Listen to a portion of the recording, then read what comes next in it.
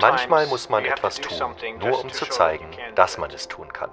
Als die Gebrüder Wright zum ersten Mal flogen, flogen sie in einem Versuchsflugzeug und genau so soll der Mars-Helikopter zeigen, dass wir in einem motorisierten Hubschrauberflug in der Marsatmosphäre fliegen können.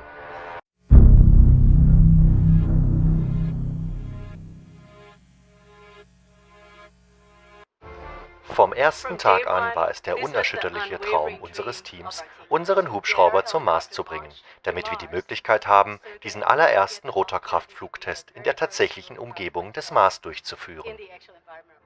Die Atmosphäre auf dem Mars wesentlich dünner ist als die auf der Erde.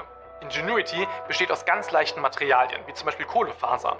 Deshalb wiegt der Helikopter auf der Erde auch nur 1,8 Kilogramm, obwohl er einen halben Meter groß ist. Die Rotorblätter sind dazu auch noch deutlich größer und drehen sich viel schneller, als das auf der Erde nötig wäre. Denn auf dem Mars braucht er deutlich mehr Auftriebskraft, um überhaupt abheben zu können.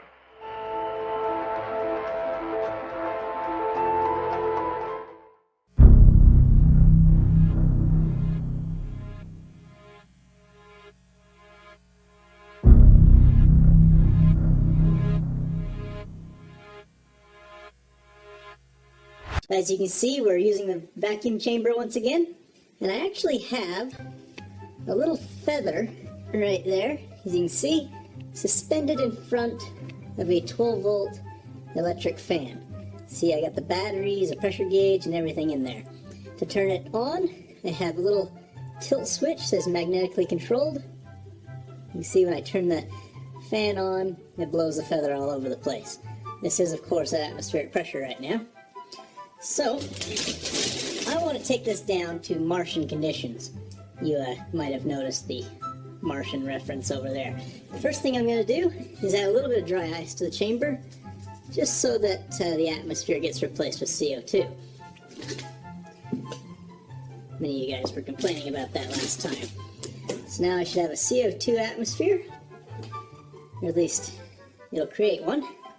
And now we're going to suck out all of the air, or at least most of it, down to the point where about between 4 to 6 millimeters of mercury, which is, of course, the pressure on the surface of Mars. So let's plug in the vacuum pump. There we go. Give us a little while to suck down. These pieces of CO2 look really interesting in the vacuum. The gas produced causes them to levitate and float all over the place. But if you can see the gauge over there, you can see that the air pressure is just about to the point where it's would be considered the surface of Mars. Let's see what happens. Okay, fans on. And the feather's not moving.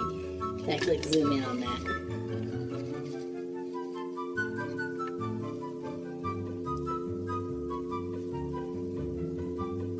Not even flinching. Just turn the fan off.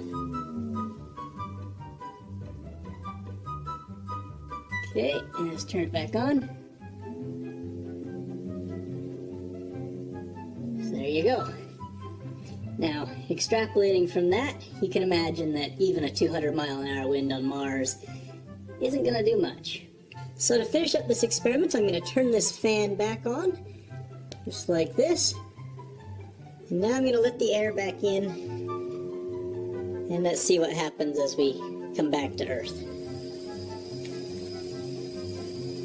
Yeah, almost immediately you can see the feathers start shaking around more and more violently.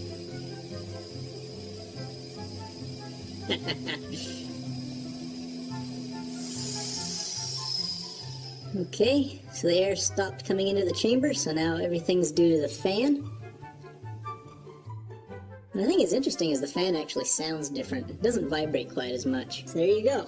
The air density has a big impact on what wind velocity actually does.